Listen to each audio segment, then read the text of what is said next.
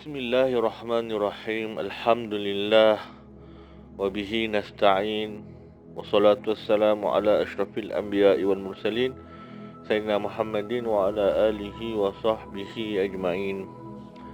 Alhamdulillah, syukur kita kepada Allah Subhanahu wa ta'ala atas sekalian nikmat yang Allah Subhanahu wa ta'ala kurniakan kepada kita. Baik nikmat itu berbentuk nikmat yang zahir, iaitu nikmat yang memberi manfaat, perkara-perkara zahir, seperti nikmat dapat makan makanan yang halal dan memberi kenyang dengan izin Allah Subhanahu wa ta'ala, dan kemurahan rezeki, kesenangan hidup ataupun keselesaan kehidupan, kenderaan, tempat tinggal, kediaman, pasangan hidup dan anak-anak dan sebagainya.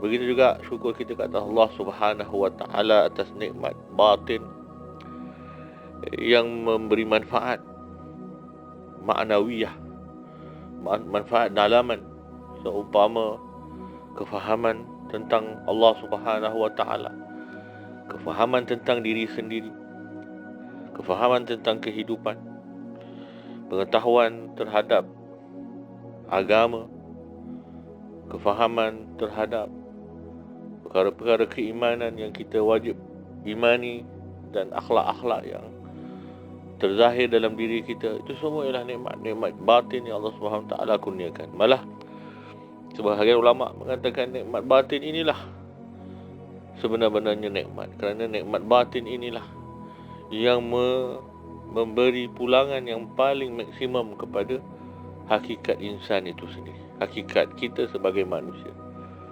Bukan pada makan yang sedap, bukan pada rumah yang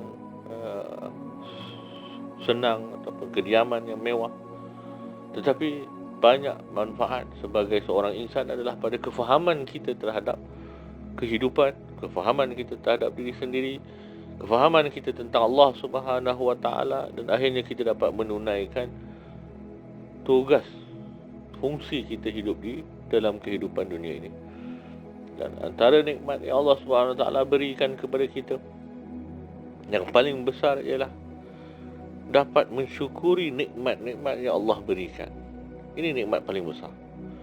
Makna nikmat paling besar yang Allah berikan ialah setelah kita diberi nikmat, Allah beri kita syukur terhadap nikmat tersebut. Itulah nikmat yang paling besar, yang menyempurnakan nikmat-nikmat kecil. So, sebagai contoh, Allah SWT memberi kita mata pandangan yang sehat, yang sejahtera, pandangan yang baik.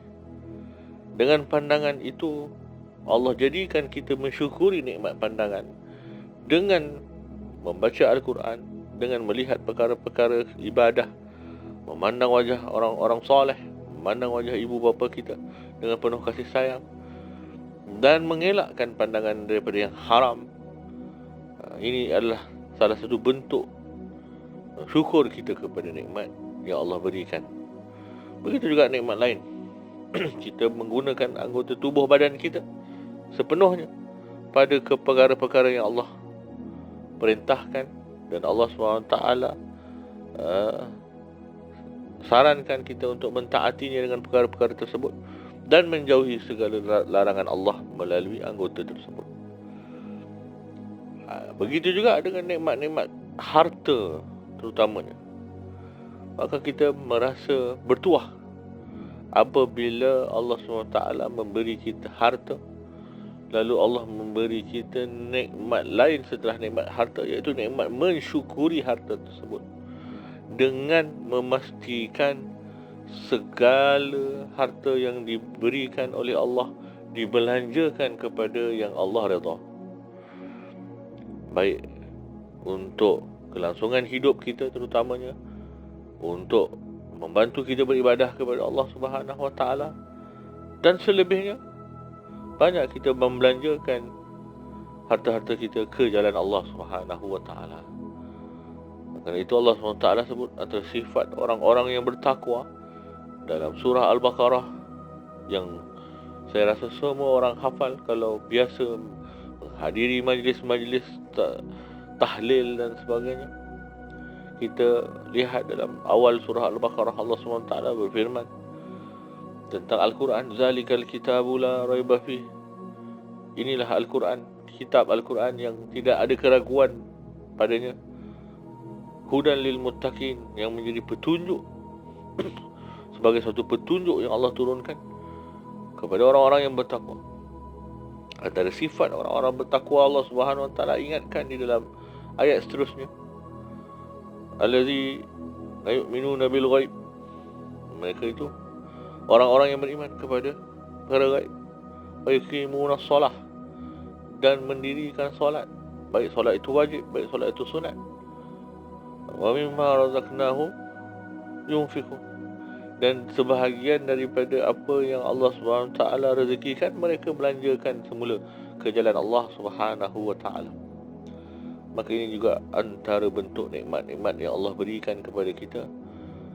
Setelah nikmat kecil-kecil tadi, nikmat-nikmat yang zahir, Allah berikan kita nikmat yang batin, dapat mensyukuri Allah Subhanahu Wa Taala melalui nikmat-nikmat yang Allah kurniakan. Mudah-mudahan kita ini digunakan oleh Allah Subhanahu Wa Taala untuk kebaikan dan dijadikan sebagai laluan kebaikan kepada orang-orang yang melakukan kebaikan, supaya kita dapat menyertai mereka di dalam pahala kebaikan. Mudah-mudahan kita ialah laluan kebaikan kepada orang-orang soleh.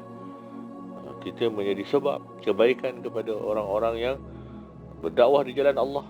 Kita menjadi sebab kepada kebaikan orang-orang yang menyebarkan ajaran Islam kepada masyarakat. Bergabung dengan mereka melalui harta-harta yang Allah SWT berikan kepada kita untuk sebagai tanda syukur kita kepada Allah Subhanahu Wa Taala.